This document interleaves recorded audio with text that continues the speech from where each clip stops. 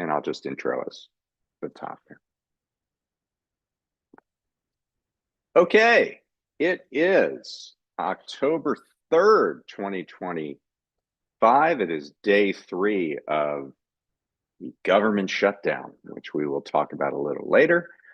This is the Prospect Weekly Roundup. We do this every week at 12:30 Eastern, 9:30 Pacific. I am David Dayen, executive editor of Prospect, and with me today on the show for the first time, although she's been with us for a few months, is Naomi Bethune, our John Lewis Writing Fellow. Naomi, how are you doing? I'm doing good. How are you, David? Okay, and happy holidays to you. I know all of those who are involved in the high holidays this week. So, yeah, we do have a shutdown, and we definitely want to talk about that. But before we do, I want to get into a couple pieces that recent pieces that you did for us.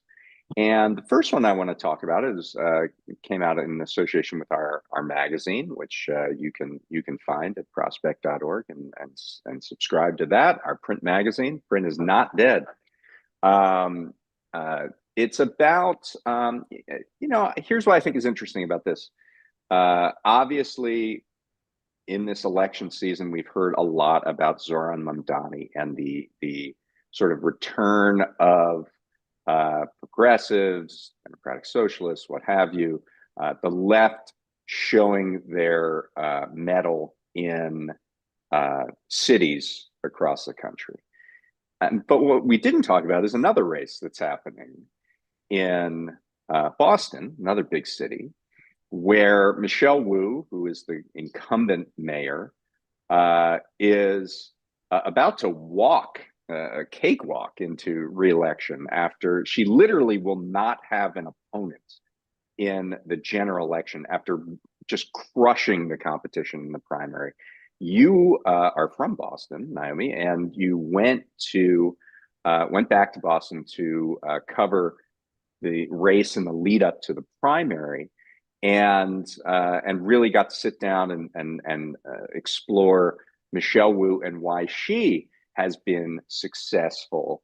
We hear a lot about Mamdani and the focus on affordability, et cetera, et cetera. But what I want to know from you is, so why is there this other individual out there, very progressive, who is finding success in a big city? So tell me about Michelle Wu.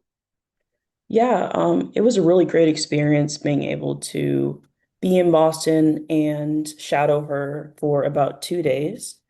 Mm-hmm. I think that Boston is relatively quiet when it comes to politics, and it really shouldn't be. I think it deserves more kind of national attention because for a really long time in Boston, we had this kind of old guard political tradition of a really specific type of person who would get into politics and who would be mayor, and that person was white, male, typically Irish Catholic.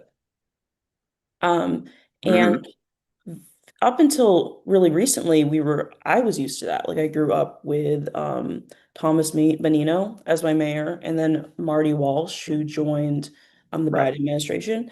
You have And like classic yeah, archetypal mhm, politicians, like the absolutely. big personality, Mhm. big glad hander, making deals with the other poles kind of thing. Yeah.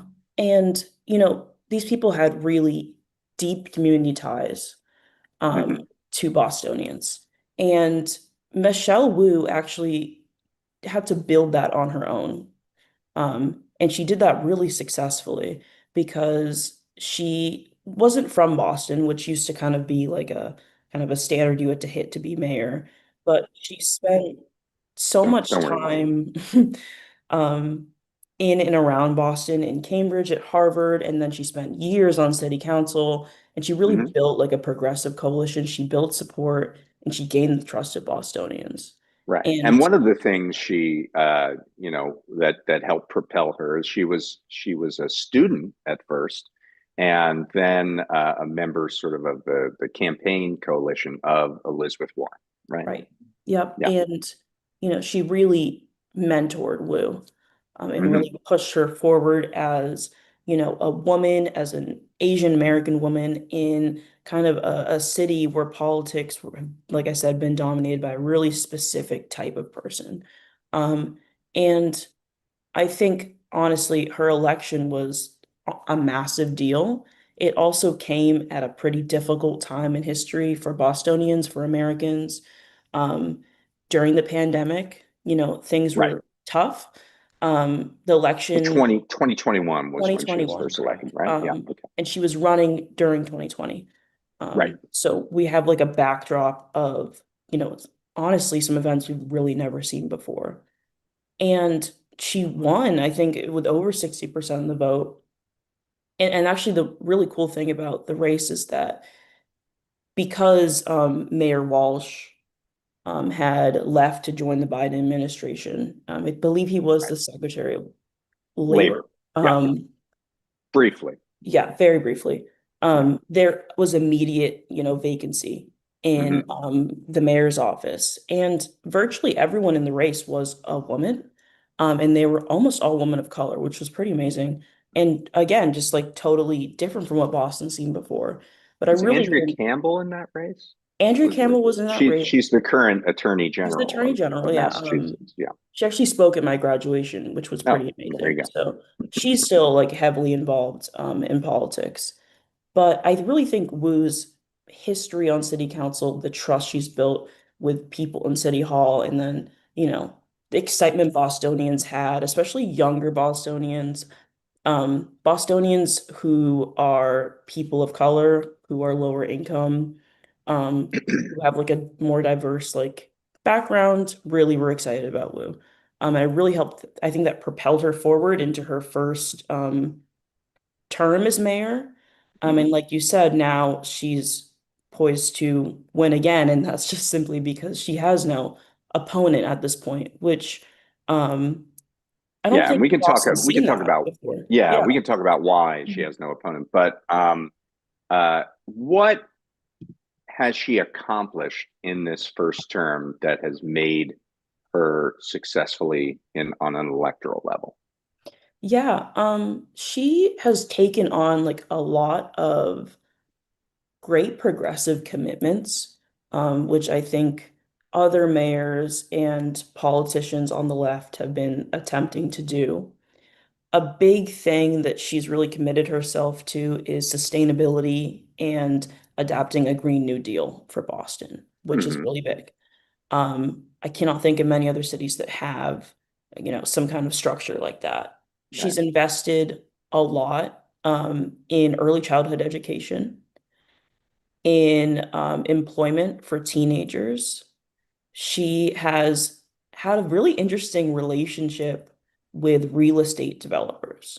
Um, Boston's a really small town, and like I said before, previous mayors tended to be, very buddy-buddy with kind of leading members of the business community.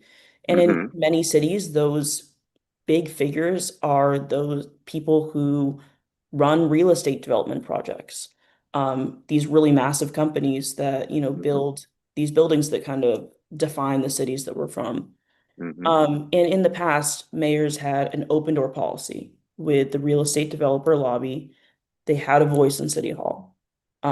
They mayors would push through projects that, maybe weren't the best for Bostonians in like the neighborhoods they're being built in.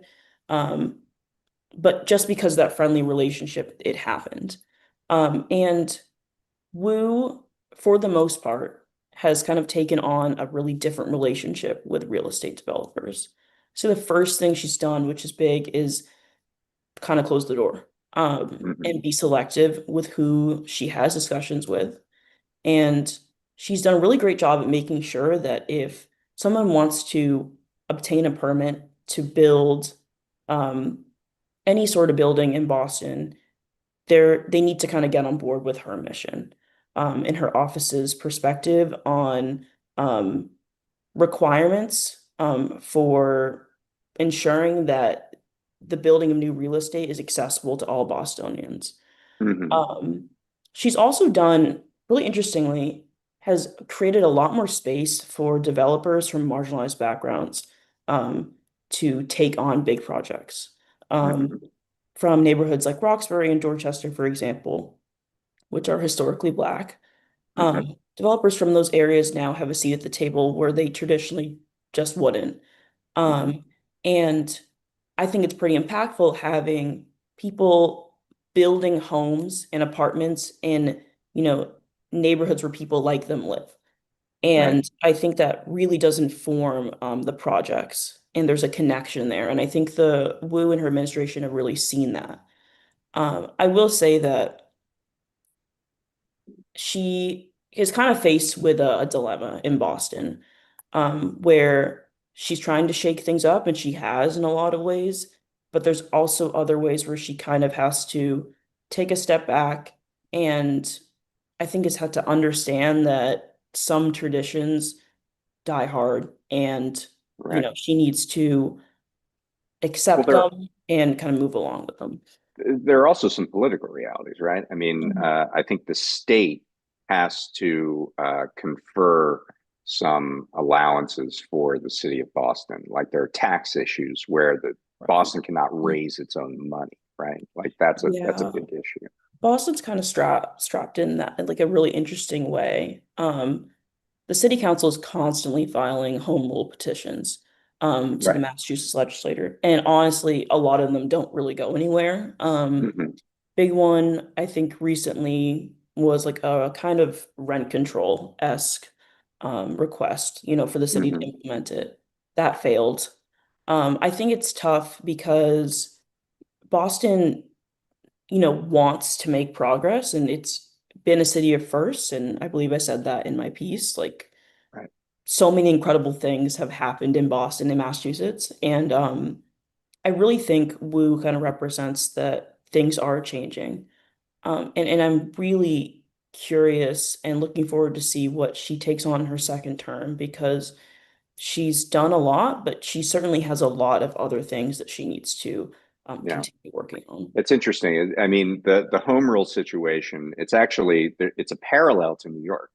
Hmm. So in New York City, if Mamdani wants to do some of the very far-reaching things that he has talked about, whether it's free buses, which has also been attempted in Boston, by the way, and some other things, he needs to get the money from the state. Yeah. Uh, and there's a similar situation with Boston, Massachusetts, which is maybe why when Mamdani was asked who is his model around the country, at one point in one conversation, he said Michelle Wu. Yeah. So that's one thing I think is interesting here. Okay, I have a couple other questions. First, let's talk about this primary campaign Yeah.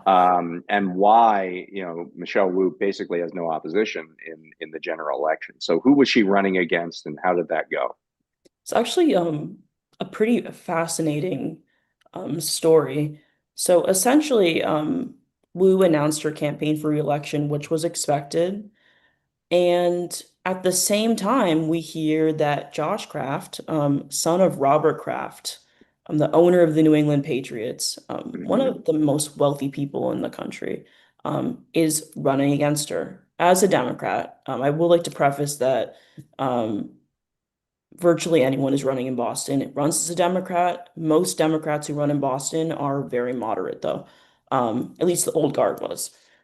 And it was pretty honestly scandalous because Josh Kraft didn't grow up in Boston. He grew up in other parts of Massachusetts, and he had purchased a condo in the North End in 2023. And then he had actually never voted in a Boston election, but wanted to Right. run for mayor. So I think Bostonians kind of had some eyebrows raised about that. He definitely, I think, was perceived as a carpetbagger. And I do not think that helped him a lot in the race. But And anyway, just entitled, right? Like just, yeah, hey, I'm very, rich. I yeah. should be the mayor. Yeah. And it really appeared that he tried to buy Bostonians' votes, and it didn't work. He poured literally millions of dollars of his own money into his campaign, and the biggest super PAC supporting him was receiving contributions from some really big like MAGA supporters in the business community because Kraft main, I think, base of support was the developer community that's been disenfranchised by Wu. Right. People who are used to kind of building whatever they want, wherever they want, with the approval of the mayor, and who didn't have that over the past 4 years, and I think who are just frustrated with that. And anyway, a big part of Kraft's campaign was ensuring or lowering the amount of units in any new like real estate development project that need to be affordable. The percentage of that, he was trying to lower the threshold. Um, Wu had put it up to 20% when it was previously at 13, I believe. So that was massive in a city that has like a genuine housing crisis. Um, where it is very expensive to rent and there's nowhere to live. That was a really big deal to ensure that working class and impoverished Bostonians would have more chances of living in these new developments in their neighborhoods. But Kraft was very tight with the developer lobby in Boston. And if elected, he promised to kind of reinstate all the old guard Hmm. methods of approaching real estate development in Boston.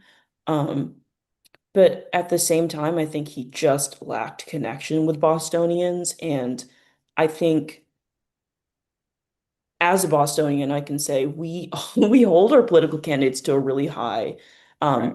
level because I think we're used to having people who are, really focused on kind of fighting for the city. Yeah. At least I've seen mayors in my life who were so dedicated to Boston. Yeah. Even if you don't agree with everything they do, they were committed. They're from Boston. They really cared. Yeah.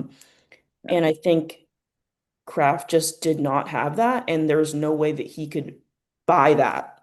Right. Um, Yeah, you can't buy credibility. mhm, I mean, it's interesting. We think about elections as okay, whoever has the most money wins, and these self-funding candidates often have the most money, and that's sort of the way the game is played. The reality is that self-funding candidates often do very, very badly, and there's like a long history of this here in California, where I am. Everyone from Meg Whitman, who was the CEO of Hewlett Packard, to Carly Fiore, or Meg Whitman was eBay. Carly Fiorina was Hewlett Packard. I get them mixed up. They're just mhm. bad candidates throughout history. And Al Cecchi, who was a rich guy who spent, I think, more money per vote than anyone in history, pretty much, because he got Wow. almost no votes, but he spent a ton of money. So that happens a lot. So you can't buy authenticity. But I want to ask one more question, which is, some of the challenges that Wu has coming up that you talked about, and one of them was this thing called White Stadium, Mhm. and so talk about that as sort of an example of the kinds of hurdles you run into running a big city. Yeah, I think that Wu's kind of faced with a tough spot where my personal analysis of her as a Bostonian, as a journalist, is Hmm. that she is a very well-intentioned person.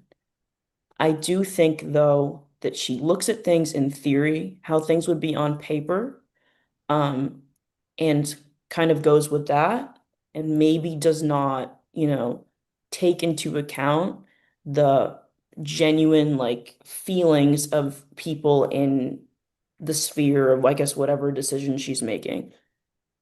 It happened, I'll just backtrack to what happened a couple years ago. Boston Hmm. has a complicated education system, and essentially one of the biggest schools that serves minority students. The building is in complete disarray. It's called the O'Brien School, and it Okay. shares a building with Madison Park Technical High School. And Wu proposed to move that school to a new campus in West Roxbury. Um, West Roxbury is a predominantly white neighborhood in Boston. It's kind of on the fringes of the city. Um, so essentially this push to move, a massive school that, has many underrepresented students in one of the most diverse neighborhoods of Boston, um, to a neighborhood that has zero connection, um, Hmm. to those students, very hard to get to by public transit. That raised a lot of concerns with students and teachers and NIMBY people in West Roxbury. And she actually ended up backtracking on that. And I think that in theory, it seemed like a good idea. New campus, new resources for students who come from backgrounds who might not be able to access them. Hmm. But in reality, I think that sometimes she kind of steps over like the true impact of these decisions on people and like kind of the multifaceted ways it's going to interact with the communities in Boston. So when it came to White Stadium is a high school sports complex, which has been Hmm. around for decades. It is very, very old. It's in Franklin Park. Franklin Park is Boston's biggest public park and oldest public park, I believe. Actually, I'm Hmm. not sure. But Okay. it's been exclusively in use by Boston Public Schools, which is a really big deal. And for, I'm sure, the first decade or so of its existence, it was in good shape. It actually was like a really great sports hub. But now it has gotten no renovations, no very little maintenance, and it is in absolute shambles. I mean, I remember in high school, it was just falling apart. Um, and many mayors in the past have proposed to, revamp it, to reconstruct it so that BPS students would have a more reliable and, updated place to do their sporting events. But they never found the money for it. Wu put forward a plan. Um, which had a much lower price tag at the start than it does now, which essentially would mean that the city had to enter into a partnership with Boston Uni Soccer Partners, which represents a Massachusetts women's soccer team. And they would essentially split the cost of renovating White Stadium, and then split the usage of White Stadium because of that. So the city and then Boston Uni were going to pay together to get it done. And I think the tough thing about that, first and foremost, is that the price tag keeps rising, which makes sense. I mean, it is a project. It is building a state-of-the-art professional sports facility that needs to seat thousands of people like to hit the standards for, a professional soccer stadium. So there's that. Um, right now, there's also some concern from the neighbors in Jamaica Plain and Roxbury, which are like the Hmm. neighborhoods, about the noise, the environmental impact. Many of those trees in the area are very old. It's a historic area. Right. And genuine concerns, which I think I share, about how much use Boston Public School students are going to get out of this new stadium when it's built. Because soccer games typically happen in the fall, and that's also football season. And I read that most games will occur on like a Friday night or a Saturday night. So it doesn't quite add up how they're going to share the space. Hmm. Um, and because it's so expensive, it's very expensive because it has so many other features, like a beer garden, and um, I believe it just has to seat more people. So it's much pricier than just kind of like a typical school stadium. And I'm quite certain that any changes we're seeing in the economy now because of tariffs from the White House are going to impact things like um, importing steel or other materials needed to Hmm. build Hmm. White Stadium. So there's that Right. too. Um, Okay. yeah, so it's tough for her because she's really stuck by the Right. decision, even though I would say it's fairly unpopular. Hmm. Mhm. All right. Well, it's a great piece. You have the link there in the chat, and really appreciate the reporting there. Let's talk about a more recent thing that you did this week that got a lot of attention. It was both you and Whitney Wimbish, who we had on the show Mhm. actually last week, and it's about uh, what I would call planned obsolescence. It's Yeah. about the concept that tech companies build things that are designed to fail at some point, so then you have to buy other things. And this one concerns the Windows 10 operating system from Microsoft. So tell us about this. Yeah, I'm surprised it hasn't gotten more attention because this is something that's going to affect millions of people across the world. Yeah, Essentially, Microsoft has given Windows users a deadline.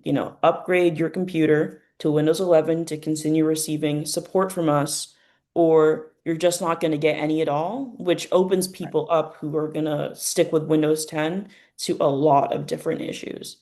And I think the tough thing is that older devices or laptops or computers often don't have the capacity, the storage, meet the Right. There are qualifications. certain Yeah, yeah, parameters that mhm, Windows 11 requires if you're going to run Windows 11 on that computer. yeah, So to say, hey, all you have to do is do a free upgrade from Windows 10 to Windows 11. Well, it's not that simple. And I think in your piece, it said something like 35% or maybe even a little bit more of all computers in the US have no capacity, no ability to upgrade from Windows 10 to Windows 11. So those people exactly. are the Mhm. ones that we're really talking about here. Yeah, and I think those people are people who might not be able to afford to get a new device, Right. um, who are relying on an older device because that is what they're able to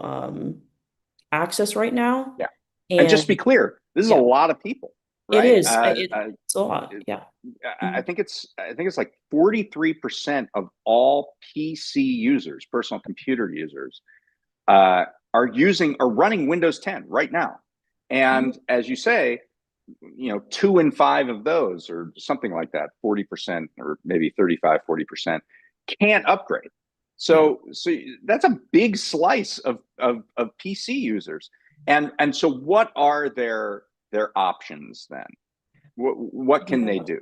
Um, I think the big one I've learned is that some people are just going to have to upgrade if they don't want to have a security risk on their laptop. Right. Because And when they say they're stopping support yeah. for Windows 10, what that means is that bugs, vulnerabilities that are exposed by hackers, Windows is not going to be supporting automatically sending you upgrades, Mhm. through the internet. They're just not going to be doing that anymore. Yeah. That's the business they're getting out of. And my understanding is there are ways that you can extend that security support, but you got to pay for it. Exactly. Yeah. I believe that they're asking people to pay $30 a year as an individual to extend support, and then Right. businesses have to, or 40, sorry, and businesses have No, to it's pay. 30. It's No, you're 30? right. You're Okay. right. It's 30, but it's only 1 year. It's It's only guaranteed for 1 year. And then what? You'd have Exactly. to upgrade anyway. And then Windows is very popular because, it's a really reliable and accessible system for businesses to Right. use. So now businesses who might not be able to afford multiple new computers are, being asked to pay to extend support, and that's a little more pricey. I think people are either going to have to buy new devices. I don't think you have to buy necessarily directly from Microsoft, like a brand new device. Right. People might decide to buy a refurbished device from eBay. There's organizations that focus on, refurbishing and selling devices to people who otherwise Right. couldn't access like a new one. Um, but that also is a problem because if you're getting a new device, regardless of if it was used before or not, you're still getting rid of your old one. And Hmm. that has a tremendous environmental impact. And it also runs like people's security, a more of a security risk than they might know. Yeah. Um, I so definitely want to talk about yeah. the environmental aspect of this because you're talking about something like 400 billion computers Oh yeah. worldwide Hmm. that we're dealing with. That many of them are just going to have to be thrown away. But I think that your part of this piece was talking to these more vulnerable communities who, I mean, I got a lot of feedback from kind of techie people that said, well, why don't you just upgrade to Linux? Why don't you just Yeah. change your operating system to Linux? And the reality is that most people aren't sort of technically equipped to be able to do Yeah. that. So tell me about the people who are really stuck here. Honestly, it is people who are lower income, working class, people who don't have the time and or the money to upgrade their devices. Or And the I know-how, or yeah, yeah, or the yeah, know-how. And having the know-how truly is a privilege. It's not easy to kind of maneuver being able to keep Windows 10 and ensure that your device is safe. And I think that right, you need to understand it and you need help. And some people might not have the ability to get that help. And I think it's tough because now we're going to have families and individuals who maybe share a computer or who really rely on like an older model, which otherwise works, you know. right, And all of a sudden they're having to deal, or not exactly all of a sudden, because this has kind of been announced for a while, they're going to have to deal with many risks. And I think we can agree that it's just unfair because if you're investing in a device, theoretically, that device should be able to last you. right, And you shouldn't have to throw it away every couple of years or so and get a new one just because the company that made it wants it that way, right. as a cash grab. Absolutely, Yeah. absolutely. I mean, I think the key here is that, like you just said, and it's a key point, these systems work, these computers work. There is no external reason why they couldn't continue to work except for the fact that Windows or Microsoft doesn't want to continue to spend the money for security upgrades and wants everybody to go onto their new operating system, which they can monetize. So, Exactly. I mean, that's all this is about. There is no sort of reason in the world why these computers that are working today shouldn't keep working after October 14th, which is the day that they end support for Windows 10. There's no reason why they need to be vulnerable after October Mhm. 14th.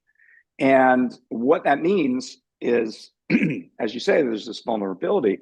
But the other part of it that we alluded to is that, if the answer is, oh well, we got to throw away these computers that won't take Windows 11, what does that mean ecologically? Yeah, it's not great. Um, we already have so much waste in this world from devices that are being thrown away. Um, computers and cell phones are all made with materials that just are not sustainable. They cannot return to the earth which they came from. It is just trash. And I think the scary part of it is that people don't know how to correctly dispose of their new devices or their old devices. And there's actually multiple steps to the process which I didn't know that you kind of have to go through, not just to like protect yourself and make sure that, your sensitive information is off your old computer Right, because you never know where it's going to end up. But right, also to ensure that it has like the most minimal impact on the environment. And I really think the truth is the average person probably thinks they can just wipe it and throw it out. And I think that yeah, if Microsoft gets its way and sees high numbers of people getting rid of their own devices and getting new ones, we're gonna see like just a big like one-time massive contribution to this huge pile up we have of like just obsolete technology.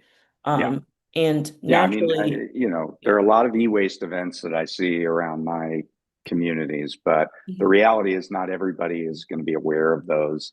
Like you say, a lot of these are going to end up in the landfill, and that's a really bad situation to be in. So this piece got a lot of attention, and I'm glad to see it. And Microsoft is under pressure from a lot of advocates, right to repair activists, people like that who say, "Look, this I should be able to use it. I should be able to Right. continue to use it." And in Europe, they extended support for free for at least a year, and that's what a lot of these advocates are calling for in the U.S. So we'll see what happens. There's a deadline. Obviously, it's just 11 days away, so we'll see if there's any additional impact here. Great. So thank you for that. And you once again can see that one in the chat. We're going to shift a little bit to sort of the main story of the week, which is this government shutdown. And by the way, as always, if you have questions, you want to put them in the chat. You can throw the questions in. We'll do our best to answer them. I've been talking about this quite a lot. A lot of people came at me this week. I was on Democracy Now! I was on Slate's podcast, et cetera, et cetera. But I think there's some basic things that we can say now that we're 3 days into this shutdown. The first is that Democrats are having a public conversation that is different than the private conversation that they're having. And it's been very frustrating to try to piece this all together and really understand it. So I want to break that down a little bit. So the public conversation that Democrats are having is, we are going off a healthcare cliff, and Republicans, you need to fix this, and we're not going to fund the government until you do. And there is a healthcare cliff coming. There's nothing inaccurate about that. At the end of the year, there are these subsidies that are given to people to buy insurance on the Affordable Care Act exchanges.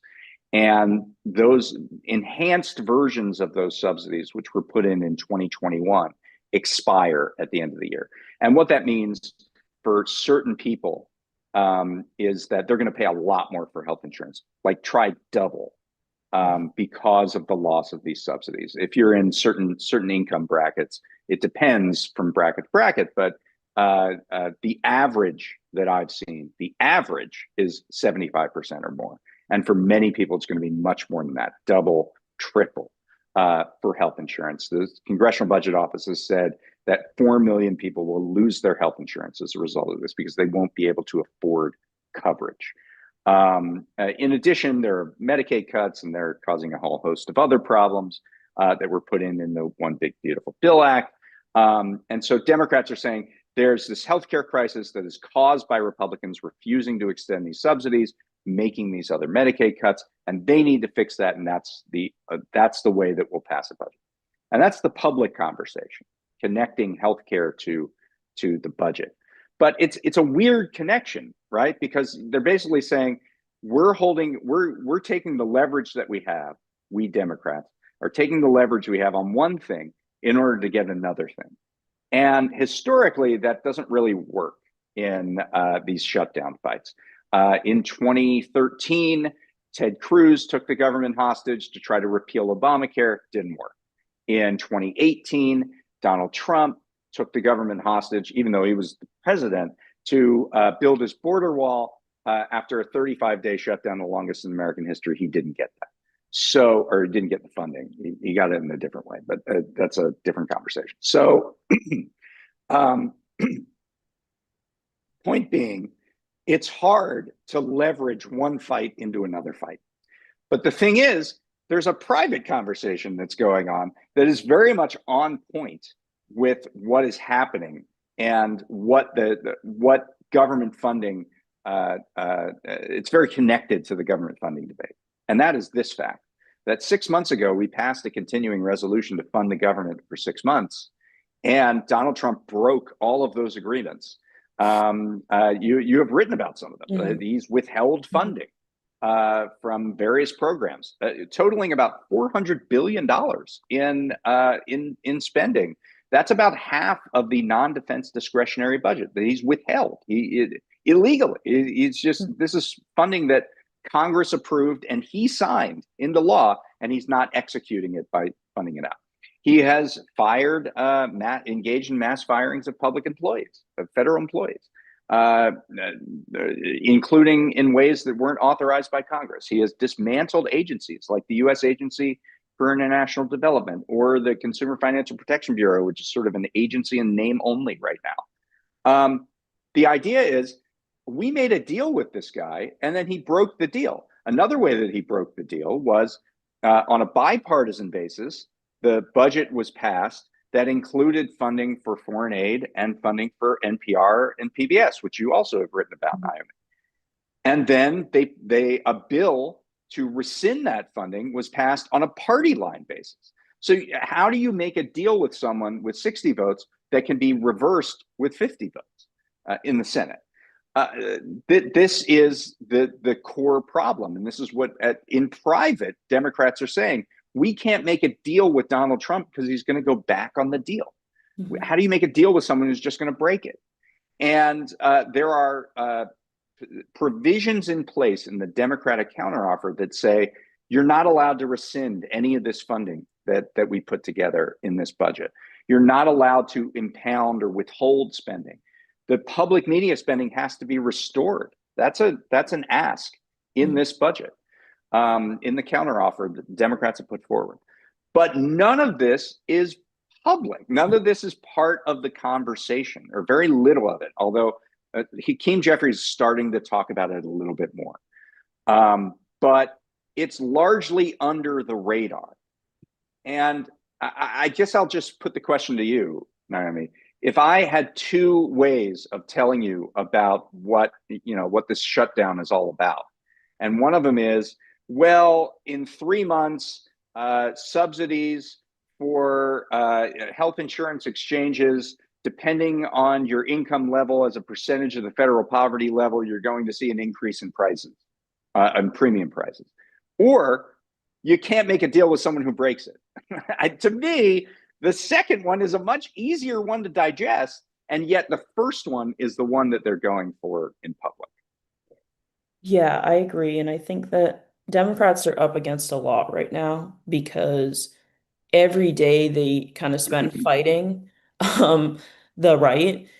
They are just being rained down upon with some of the most, horrific rhetoric that we're kind of seeing, where there is so much blame being placed on the Democrats. And I think that I agree with you. If they just made that major talking point for the public, for voters, to be like, we are in a tough position because no matter what we do, we're probably not going to get what you want from us, as Right. Democratic voters. Um, I think that the Democratic Party sometimes has a little bit of trouble on that front, where they have a really tough time making issues and what's happening in Congress and explaining it in an accessible way.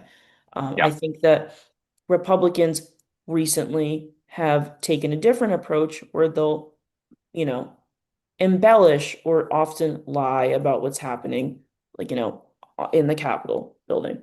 Yeah. Well, let's Um, talk about that. yeah. Yeah. Because these shutdowns are attention grabbing events. People who don't normally clue into what Washington's doing, if they go up to the national park and it's closed, or the nobody's cleaned anything around the park, they're gonna go, well, what's happening right now? And they're gonna find out about the government shutdown, right? And so these are moments when, as a party, you can start talking about what's really going on in Washington. And what's really going on is this creeping authoritarianism, power grabs, Mhm. where the executive branch is taking the power of the purse for themselves and really destroying the checks and balances that are in government. Mhm. And we can talk about this and not as in a context of this will happen if you elect this person, but this is happening right now. This is what is going on, and we need to stop it. So uh, what are Republicans doing on the other side? Well, I think it's a too clever by half kind of way that they're going through it. And I did a piece today called the "Look What You Made Me Do" phase of the Right. shutdown, which we had a little like fake Taylor Mhm. Swift album cover. So Russ Vogt is the head of the Office of Management and Budget. I believe you saw him at a I congressional did. hearing one I time. did. Yeah. Yes. So Vote, they're basically saying, well, because of the shutdown, I'm going to cut all of these things in Democratic cities. I'm going to withhold all this funding Hmm. from Democratic cities, and I'm going to engage in mass layoffs of federal workers. And my response to that is, that's what you've already been Yeah, you're doing. gonna What are do that you anyway. talking about? Like Exactly. you've Yeah. already been withholding this Yeah. funding. You've already been firing Hmm. workers.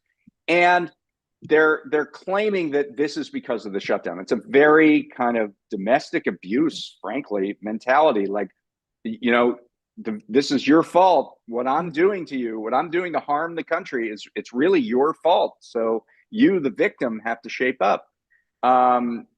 It's really insidious. And what I think is striking is that the public doesn't like it.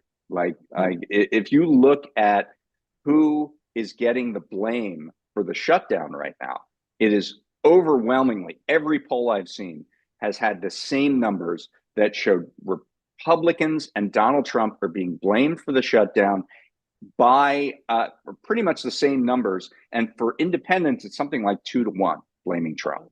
Mhm. And, you know, some of this is obvious, right? Because Trump has spent the last 9 months saying, I am the government. Right. So if the government shuts down, who do you think people are going to blame? They're going to Yeah. blame the one, boy emperor who says he's the government. And beyond that, what Vote is doing is kind of a version of the Doge stuff that was going on at the beginning of the Mhm. administration that was extremely unpopular, like Right. extremely unpopular, so much so that Elon Musk had to be taken out of the government, and that many federal workers had been rehired because Right. the what Doge was doing was it was mistaken, and it was taking away from core responsibilities. So, you know, I think that there are missteps on the Democratic side that we can talk about rhetorically that we've talked about, but there are also, Republicans maybe flying kind of a little too drunk on their own power, and coming in here so hot that they're just going to alienate everybody. It's not like Russ Vogt is a keen political mind. He's just a torchbearer. He just wants to burn it all down, right? Mhm. So I think those are some of the interesting dynamics going on here. Curious to your thoughts. Yeah, I agree. I think that Vogt has had a little bit more time than Doge and Elon Musk did. They were on, a little bit of a time crunch. They only had a couple months to get done, Yeah. their mission of kind of downsizing the government. But Vogt's had some time, and I think that right now they are playing a dangerous game that's also kind of clever, in a really sad and scary way, where they are threatening the livelihoods of constituents as a way of trying to force a stopgap bill from being passed. Right. And I think, and I wonder if Mm-hmm. we're going to see more Democrats saying, okay, like I'm concerned for now, like it's just the That's constant, certainly my fear. yeah, um, yeah, We had three come out on the first mm, go round of this, and basically the Senate has set up votes on the same 7-week continuing right. resolution that was passed in the House. They've set up votes every day, and they didn't do one yesterday because of Yom Kippur, but today there's another vote, and Monday there'll be another vote. Mhm. So the question is, do they get more than 3 Democrats? And if they get, because Rand Paul is voting against it, so if they get 5 more Democrats, they'll be able to pass this. And you could see, especially because healthcare has become the centerpiece here, you could see Democrats saying, "Okay, I've gotten assurances from the White House or Senate Republicans that they're going to have a conversation about healthcare, Yeah. and that's enough for me to end the shutdown, and then we'll have that conversation." And I think Republicans know this, which is why they're not budging. They're just going to keep voting and voting and voting. They were pleased to get, and by the way, here's who those 3 votes were: John Fetterman, who has said, I'm never voting for a shutdown; Hmm. Catherine Cortez Masto of Nevada; and Angus King, who's an independent who caucuses with Democrats from Maine. So I think because Republicans got Cortez Masto and King on that first vote, they're like, okay, if we just keep pushing this and keeping up the pressure, we're going to get Democrats to break. And, I think some of the things Vote is doing is actually bringing Democrats closer together, Right. because by the way, let's just say, government shutdowns confer no additional authority on the executive branch to withhold funding or to terminate employees or anything like that. It's just as illegal now as it was before the shutdown, and there's already litigation out there to block the mass firings that have been threatened but not carried through with yet. There's already going to be lawsuits to block. They canceled some of the infrastructure spending in New York City around the Gateway Tunnel, which is under the Hudson River, and they canceled some clean energy projects. There's already litigation around that. So it doesn't really change the situation in any way. This is, again, a look what you made me do kind of situation. That is unpopular, and there are people in the White House, in the Congress, on the Republican side who are saying, look out, we don't want to get too far ahead of ourselves here, because this is a difficult thing to do to the American people, to just punish them. You're basically punishing innocent bystanders for a political fight. I think that would be more resonant if Democrats weren't kind of wishy-washy, wavering, kind of saying, okay, if I just get an assurance, if I just get a promise for a future vote, then maybe we'll pass this. So right now it's kind of a staring contest, frankly. Yeah.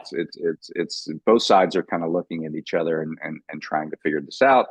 I think as long as the centerpiece remains healthcare, I don't think there's going to be a lot of movement. I think if the centerpiece starts to become, well, I can't make a deal with you because you are going to go back on it and break it, then you could get something where you get some of those provisions that say, no rescissions on this, no impoundments on this. And by the way, there are certain Republicans who would be happy with that. I mean, Susan Collins is out there every day as the Appropriations Committee chair saying, it's illegal to rescind this money. There were votes against rescinding the NPR and PBS funding and the foreign aid funding when that came through in Congress. So there would be bipartisan support to stop, and there should be, right? I mean, this is Congress, basically. This is their relevancy as an institution, is the power of the purse. It should not be a partisan issue to say the president has to follow the law. The president has to follow what Congress put together. That doesn't need to be a partisan situation, but it is right now because the Republicans are lining up against Republicans. So any other further final thoughts on this side? Yeah, I think that the Democrats are in a tough spot right now, and I agree with you. I think this is going to drag out for a little bit longer while people are still going to suss out like really what's going to happen. Yeah. I think that, Democrats should be fighting right now. They should be fighting a lot harder than they have been. I think that they'll hopefully have some more solidarity, even though I think there will be maybe chances where people who are kind of wavering on, fighting the shutdown might, start voting with Republicans. But I think that Democrats need to step it up right now. And I think that I think it's what tough. we, Yeah, I think it's I'm sorry. especially tough because of the moment we're in, because this has been kind of months in the making. Yep. And Absolutely. now the government shut down, and we have so many people whose livelihoods are at risk simply because there's been no consensus on, where we're going to appropriate funds. And I think that Democrats are in a tough spot where it's like we can keep fighting this and keep fighting it and keep working towards having our demands met, or we can yield. And I think that we want them to fight, but they've also been placed in such a really impossible situation. I think that it's the dividing line in Democratic politics right now. It's the reason that we're having a shutdown, which is the dividing line is not ideology, it's not policy. It's, do you give a damn enough to put up a fight against autocracy or not? Right. And the base is very much there, that They want to see the fight, and that's why we're having the shutdown. And the question about the success potentially of the shutdown, I think, goes to how you frame the fight. And the fight is happening because of creeping autocracy, but the framing of the fight is not about that. So those, in my view, need to come together in order to get to a place where everything makes sense, because it just doesn't make a lot of sense right now. And so we'll see what happens in the coming days on that. Before we go, I do want to give a plug. We have initiated our fall fundraising campaign at the Prospect. As you know, we are a nonprofit. We are funded largely by our readers, who give us the capacity and the ability to send Naomi to Boston and to send our other reporters. We have a reporter right now in Minnesota that's looking into a private equity purchase of an electric utility. We, in our last week's roundup, we talked to Whitney Wimbish, who we sent out to Wyoming to cover the blockchain symposium that was going on there. The ability for us to get our reporters out onto the ground and to explore topics around ideas, politics, power is entirely due to the support that we get from our readers. Journalism that cuts through the spin and the BS that we all are exposed to on a minute by minute basis. Democracy depends on it. And I think that we've been talking about this sort of creeping autocracy. I think calling it out and explaining what is really going on, who has power, what they're doing with it, is one of the strongest defenses that we have in this country against authoritarianism. So the whole concept of the Prospect is that we don't have a billionaire owner. As much as I'd like to have the funds, we don't have corporate backing and underwriting.